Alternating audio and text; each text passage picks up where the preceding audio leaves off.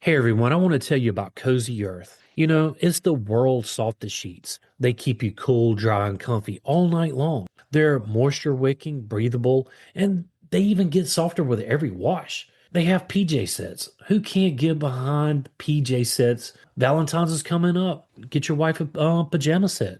It's Oprah approved. They have free shipping on orders over $50 and a 100-night sleep trial on those bedding sets and a 10-year warranty. And right now, our listeners get to save 40% off using our code INFOGO at CozyEarth.com.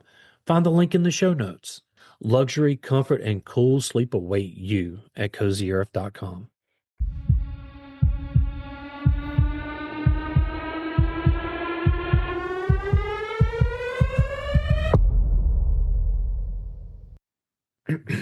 Welcome to the podcast. I'm William, And I'm Kat, and that makes this Info on the Go. feeding you curiosity with every show. So today we're going to be talking about the underground city of Derinkuyu, and I believe you picked this one, right? Yes. I had never heard of this.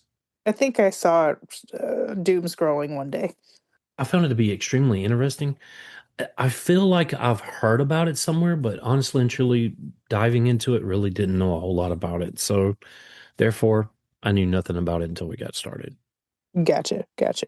It starts in Cappadocia, Turkey, with a soft volcanic rock. Volcanic. Volcanic. This is going to go almost amazing. Almost. To set the scene here, we're going to go to Cappadocia, Turkey, where soft volcanic rock, honeycombed hills, and a man renovates his home in 1963, and a wall collapses. Well, and when that wall collapsed, it revealed a tunnel. Right. And passageways stretching into darkness with rooms and staircases and air shafts.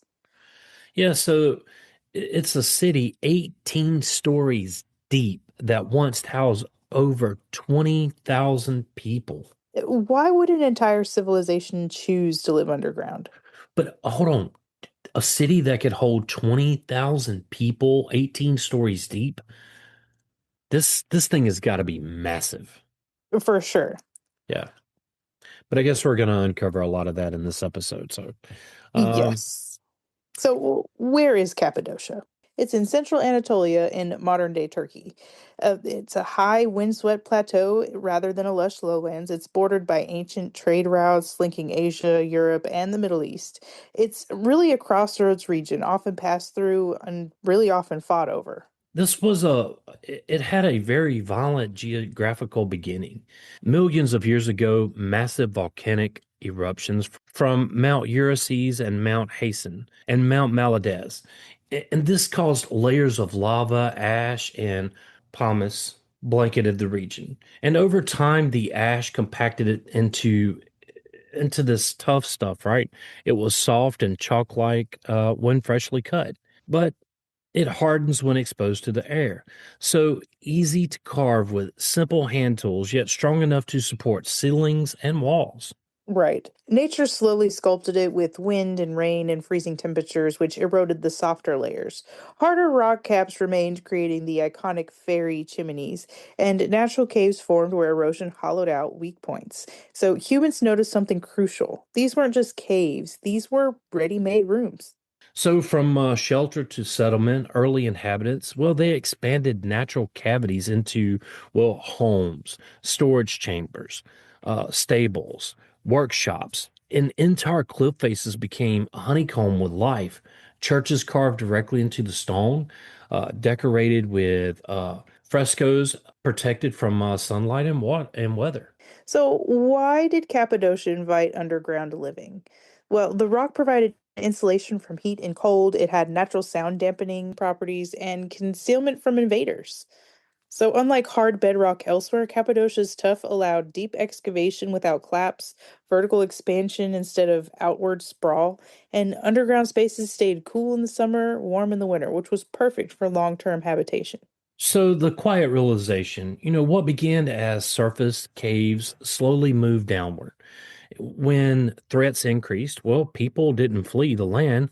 They just disappeared into these caverns, which I find extremely interesting. Right. I thought it was pretty awesome. Yeah. Um, so who built Derinkuyu?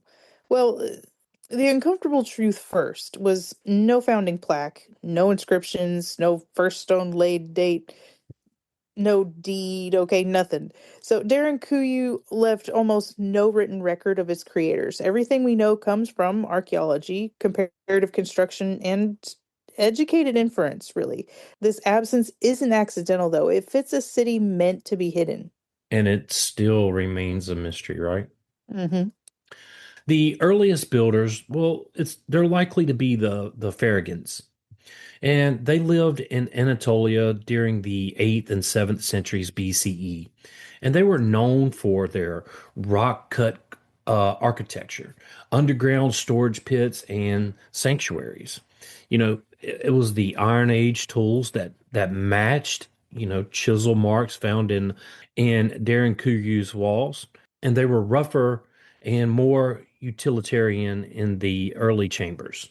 The theory here was that the Peregrines likely dug the earliest levels as refuges and storage spaces, which was small at first, functional, not yet a city.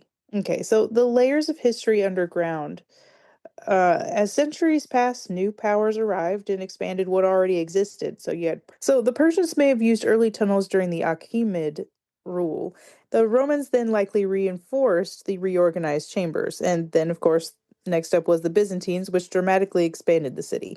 Man, the Romans were everywhere, weren't they? Yes.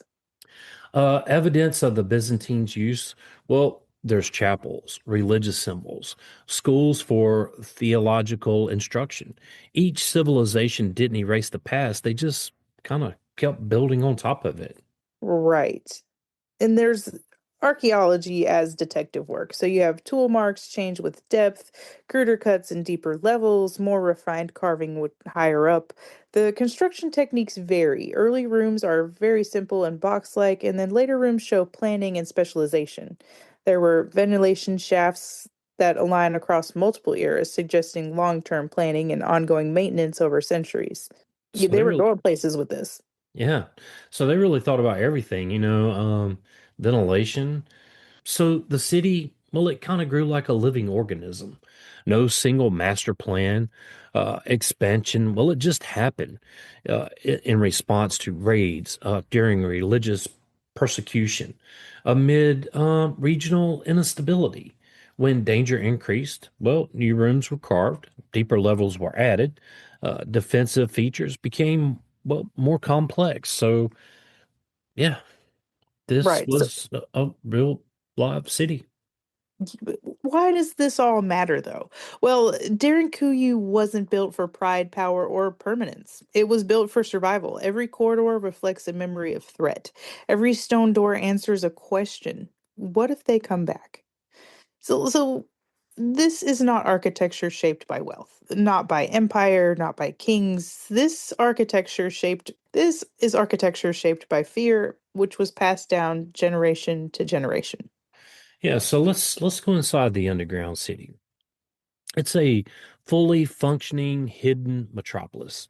Derinkuyu plunges 18 levels into the earth, the equivalent of a modern high-rise turned upside down. Think about that. That That's is, crazy. I want to go see it. yeah, only 8 levels are open today. The rest remain sealed because they're unstable or they just haven't explored them yet. The deeper you go, the more intentional the design becomes. The corridors are now narrow, low ceilinged, often forced intruders to crouch or turn sideways. And then these passageways weren't accidents. They slowed attackers. They limited how many people could advance at once. And then there's vertical shafts, which functioned like underground streets, connecting floors and allowing movement without wide staircases. The orientation was intentionally confusing. Outsiders would quickly lose their sense of direction, and residents knew the routes by memory. So it's kind of like those stairwells inside of castles. Yeah. They were meant to be protective, right? Mm-hmm. You have all kinds of staircases in castles because you have like the main staircases for the normal wealthy people and all that, and then you have the servants' staircases. But I think the thing about the narrow passages here, limiting how many people can come forward. I mean, if you think about that, if you're under attack and only one person can come at a time and you have a slew of folks on the other end, I mean, it's just going to be a bloodbath. Yeah. Yeah. But daily life below ground, well, living without sunlight, right? Because they're underground. And this was not a temporary hiding place. Entire families lived here for weeks or months at a time. So the living quarters were small but practical rooms carved directly into the stone. Family units, well, they were grouped together. Walls blackened by oil lamps and hearth smoke. And then you had communal kitchens, and they were shared ovens that were carved into the rock. Centralized cooking, well, it reduced fire risk, and smoke drawn upward toward ventilation shafts. hmm And then you had the food stores. There was large chambers for grain, dried foods, and wine. The cool temperatures slowed spoilage, and stone jars sealed supplies against pests. Could you imagine how well they could preserve food? Underground, yeah, it would be nice and cool as long as they could keep the rodents out of it. Right. But think about Right. the stoves that were carved directly into the rock itself. I mean, it's innovative. I've got to go see this. Same, same. Let's go to Turkey.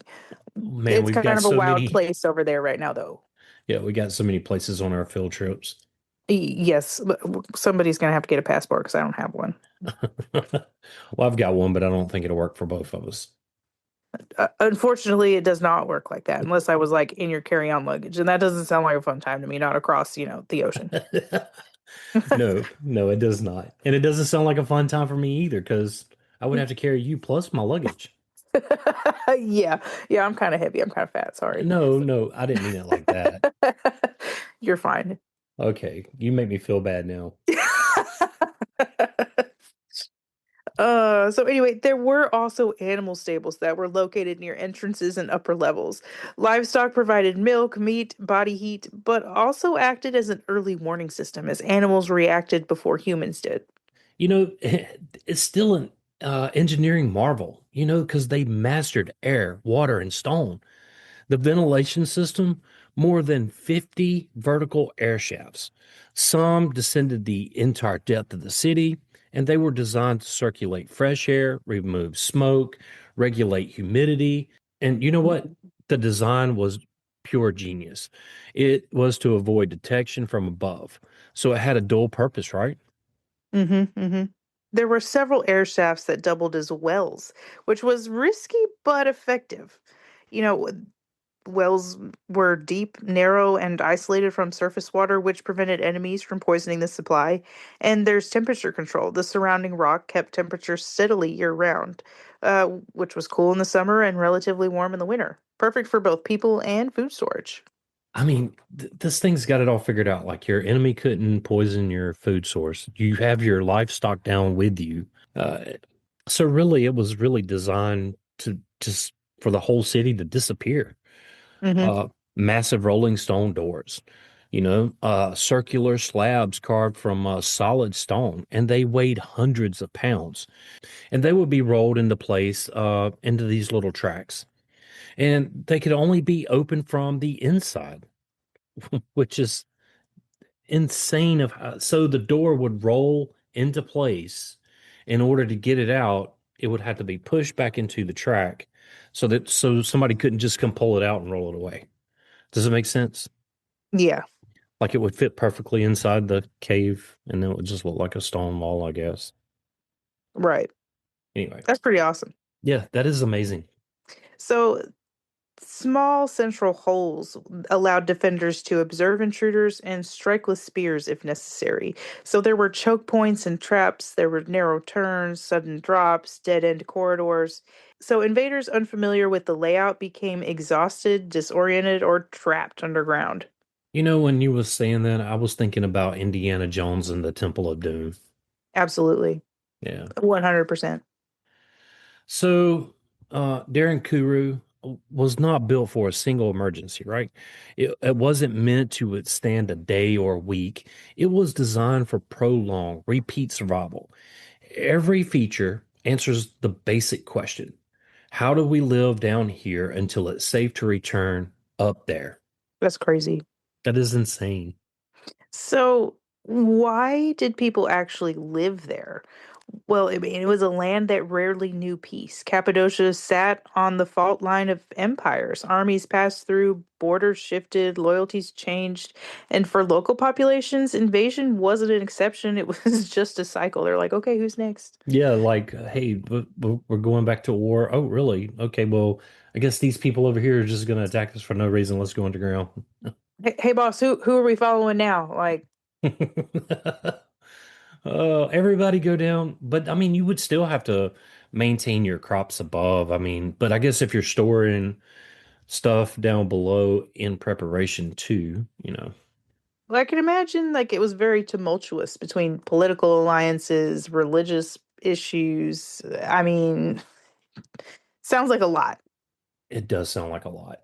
I mean, so Derinkuyu became a response not to one enemy, but to centuries of uncertainty.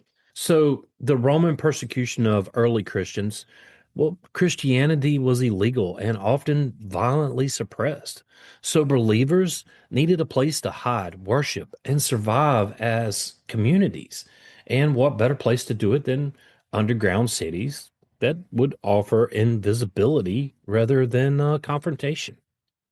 Right. And so you had the Arab Byzantine wars around the 7th to 10th centuries, and that was nearly constant conflict in Anatolia. There were raids, sieges, and scorched earth tactics. Entire villages vanished underground at the sound of approaching armies. So Derinkuyu functioned like a living refuge network. Seljuk and Mongol threats were also very common, later medieval instability. Even as empires changed, the underground cities remained useful. Knowledge of their entrances, or they were passed down quietly from generation to generation as not to let the enemy know where we're at. Right. When danger approached, families gathered supplies, livestock were led inside, and entrances were sealed behind them. People lived underground for weeks or even months, where no sunlight, no open fires, life reduced to essentials food, water, and faith. Above ground, their homes might be burned or looted. Below ground, life continued quietly. Could you imagine you go underground for a month and you come back up and you have absolutely nothing? I mean, you still have your place underground, but you know, during this time in this It region, was really hard to get stuff. yeah, I imagine they were doing a lot of rebuilding. That sounds awful. Yeah. Derinkuyu was not just a shelter, it was a spiritual refuge. Chapels carved directly into the stone. They were simple, functional, and deeply symbolic. You had cross carvings that were etched into the walls. Some were crude and looked like they were rushed to kind of like get those things carved into the wall, right? Mhm. And others looked like they spent a lot of time and were carefully formed. And there were religious schools, which indicated long term occupation and teaching scripture in darkness. Worship here wasn't public or triumphant, it was whispered, private, and. Stay with us. We'll be right back. William, I know how you love matcha tea with coconut milk. Yeah, it's clean energy without a crash. Then you'll love Mantra Matcha. They offer super premium ceremonial matcha and 6 superfood infused flavors made from the finest, youngest tea leaves for a naturally sweet, ultra smooth taste. With each flavor, it's infused with powerful superfoods like cacao, ginger, and goji berries. And they also have those classic favorites like banana cacao, strawberry lemon, cinnamon goji berry, plus superfood berry, ginger beet, and rosehip dragon fruit. It's organic, non GMO, gluten free with 0 grams of sugar. You can enjoy it like me, or maybe hot or in a smoothie like Cat. Every purchase helps provide meals to kids through No Kid Hungry. It's at mantramatcha.com. Get 15% off using our code INFOGO at checkout. Both links are in the show notes.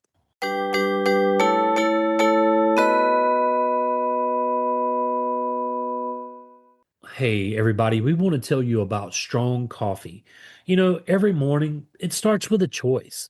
You can settle for just coffee, or you can rise up with strong coffee. And it's the world's strongest cup of joe. Strong isn't just a drink, it's a movement. It stands for striving to reach our natural greatness. It's born from one simple need to be better. They rebuilt coffee from the ground up, infusing organic coffee with collagen, protein, nootropics, and functional ingredients that fuel your body and sharpen your mind. No crash, no compromises, just clean energy, focus, and flavor that fires you up. Yeah, so whether you're chasing kids, chasing goals, or chasing greatness, don't just do it with coffee, do it with strong coffee. And our listeners can save 20% off just by using our code INFOGO at checkout.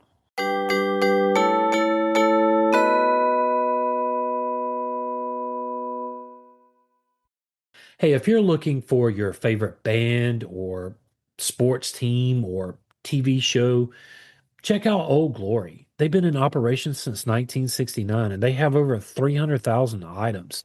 They have from the Beatles all the way to Metallica, NFL, NBA. It really doesn't matter what you're looking for. They have tees, hoodies, hats, gifts, everything a true fan could ever want. And it's family owned and operated. They have fast shipping, free standard delivery on every order. And you know what? Our listeners get a 15% off at checkout using our code INFOGO. You can find the link in the show notes. During. I say before we get into the psychology of underground life, I say we take a small break here. What do you think? Sounds good. All right.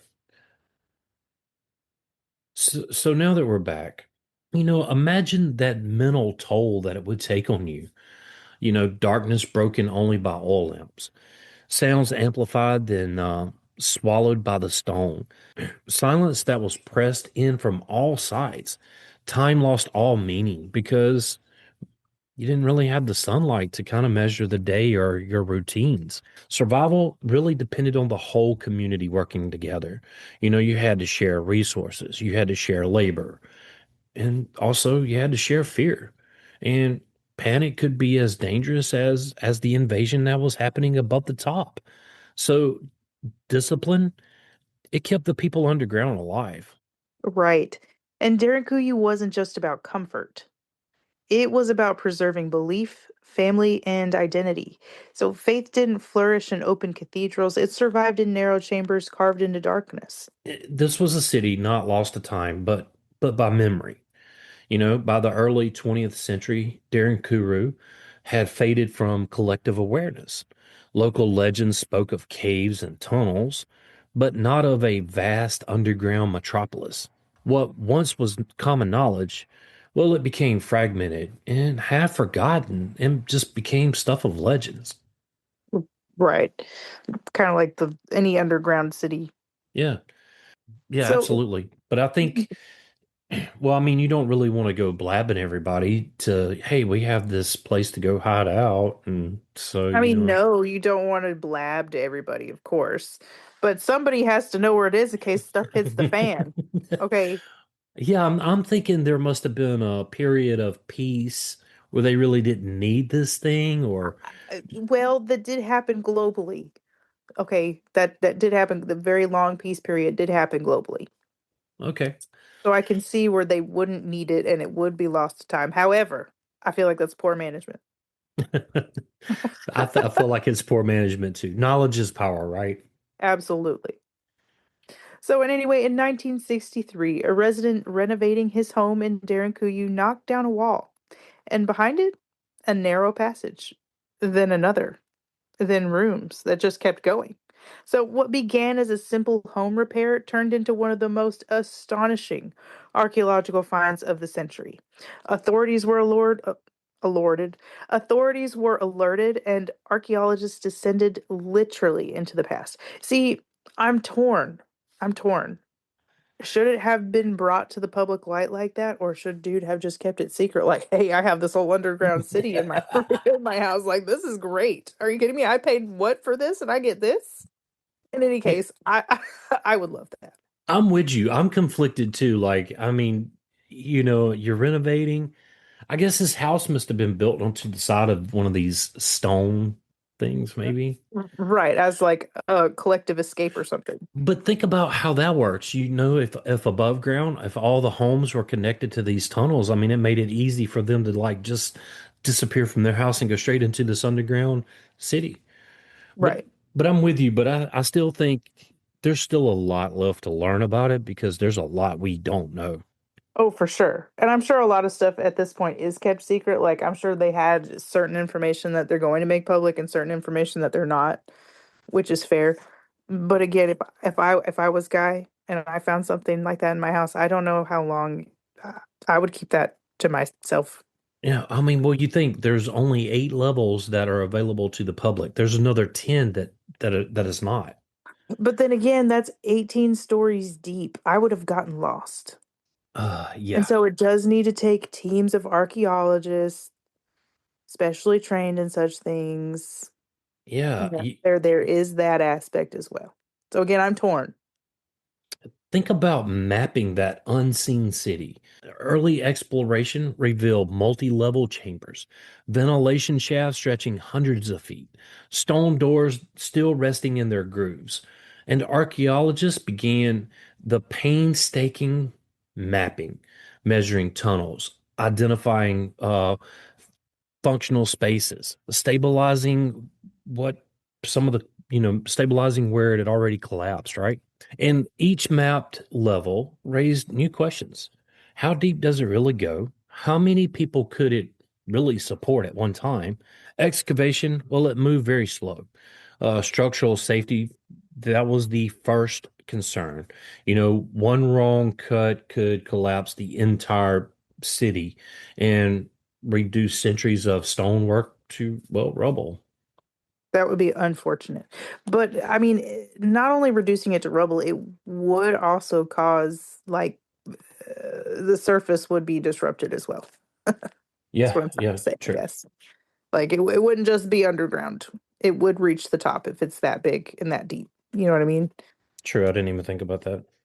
In any case, what remains unknown? Large portions of Derinkuyu remain unexplored or sealed. The reasons include risk of collapse, air quality concerns, and unknown structural load paths.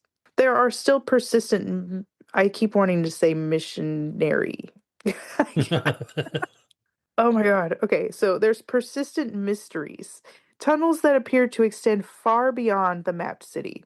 Legends of connections to other underground sites. And some archaeologists believe Derinkuyu may be part of a regional underground network, not just a single isolated city.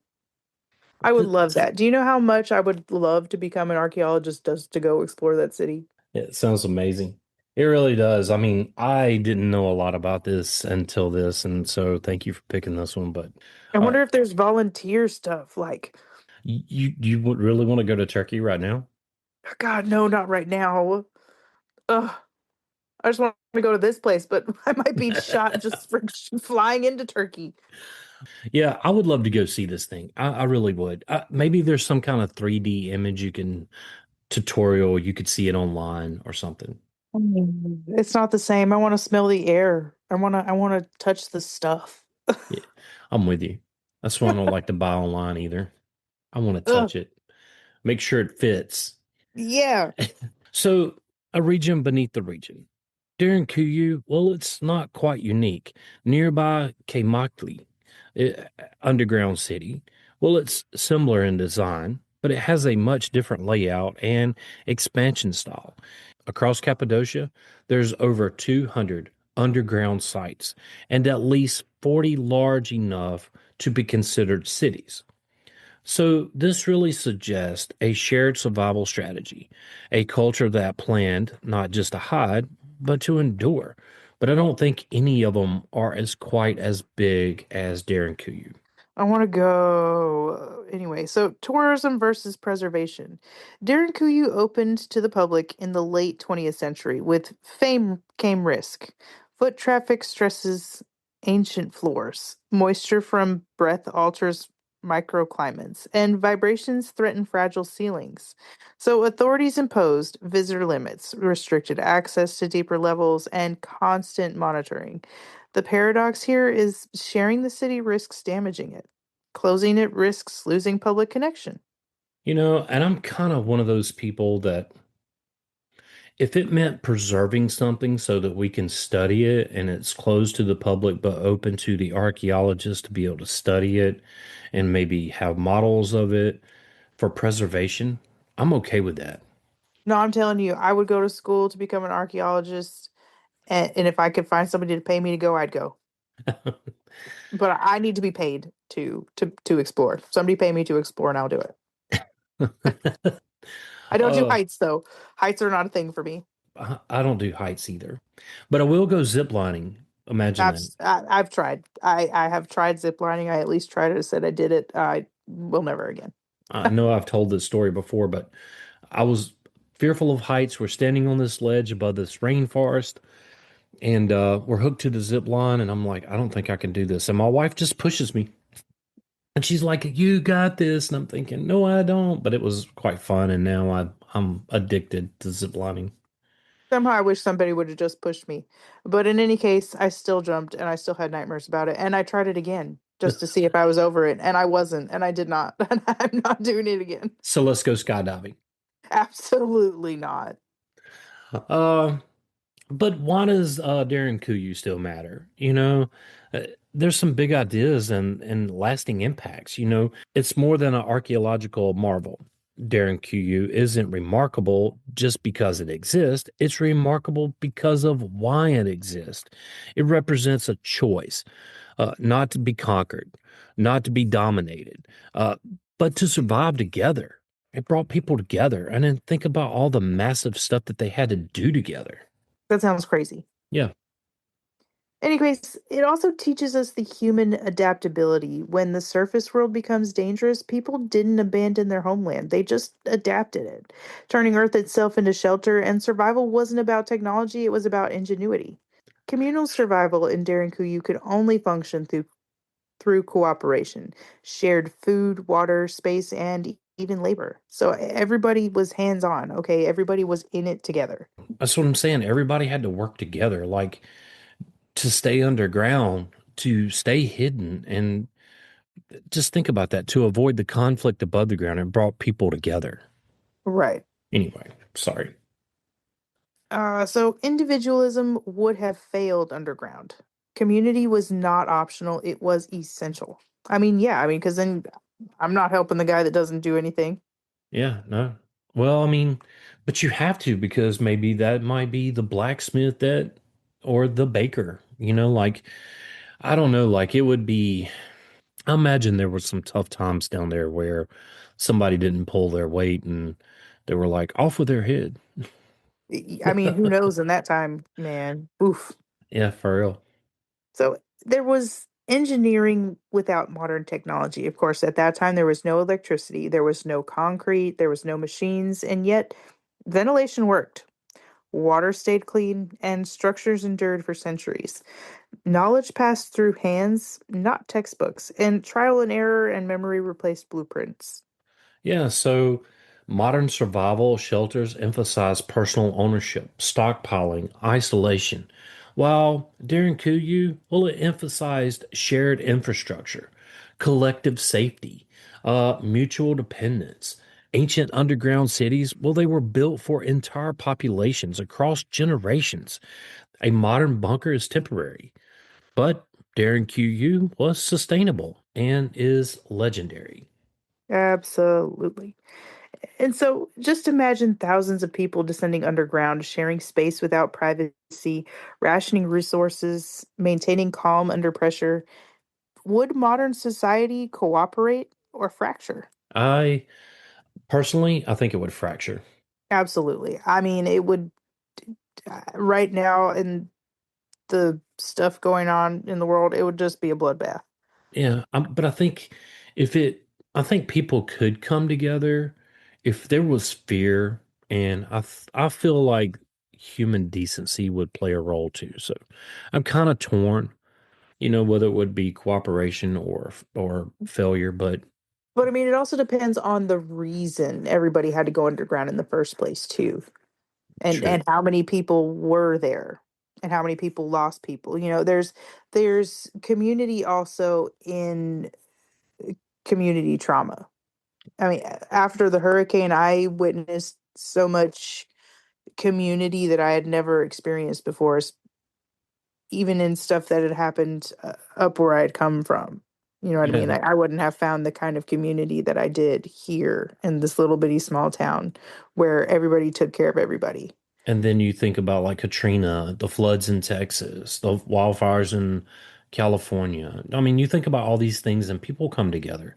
So I'm divided, but in my heart of hearts, I have to believe people will cooperate for the greater good of humanity. I would hope so. I would hope we could sit down amicably and talk about it and come to resolutions. But share with us your thoughts on this either through Facebook or Messenger or shoot us a text. We'd love to hear from you. Absolutely. Anyway, Derinkuyu challenges a comforting assumption. Technology alone guarantees survival, right? It suggests something older, though, and very much harder. Survival requires trust. So the haunting truth about Darren Kuyu, it was not built to be admired. It was not designed for comfort. There were no windows, no monuments, no glory, only preparation and a lot of teamwork.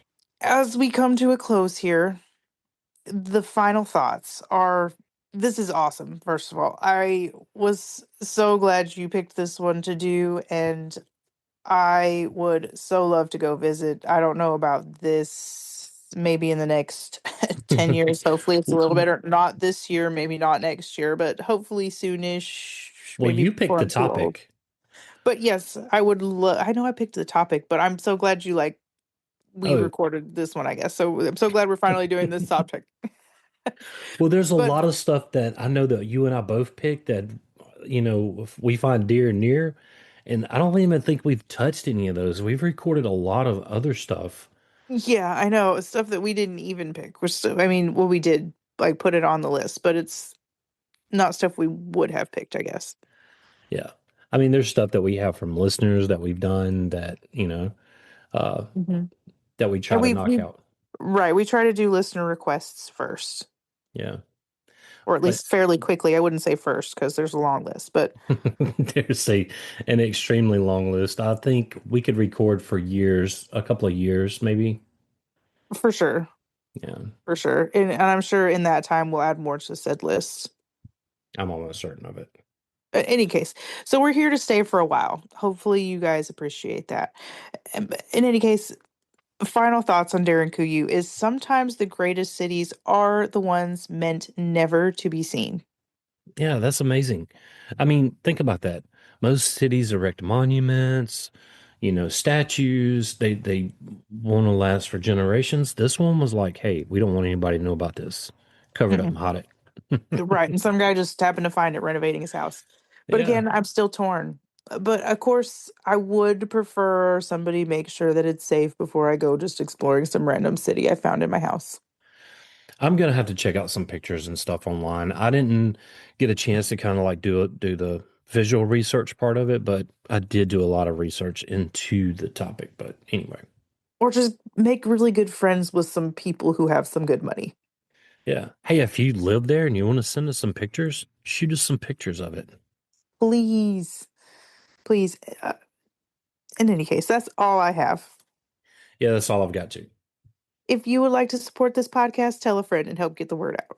If you would like to help us keep the show going, you can do so by clicking on our sponsors, or if you would like to follow us at Patreon, you can find all of those links in the show notes. And as always, William and I want to thank you for listening. Yes, thank you. Join the Facebook group at Info on the Go Over there, you can share with us your show ideas. or ask us a question. But whatever you do, make sure you follow us wherever you get your podcast. Send us a text using the link in the show notes or leave a review. And leaving those reviews does help others find us. Apple lets you have a review for everybody to see, whereas you leave a review for individual episodes on Spotify. We will read them. But Yes. but you can also email us at, Info on the Go podcast at gmail.com. and yes, you can find that link in the show notes. Till next time. Stay curious.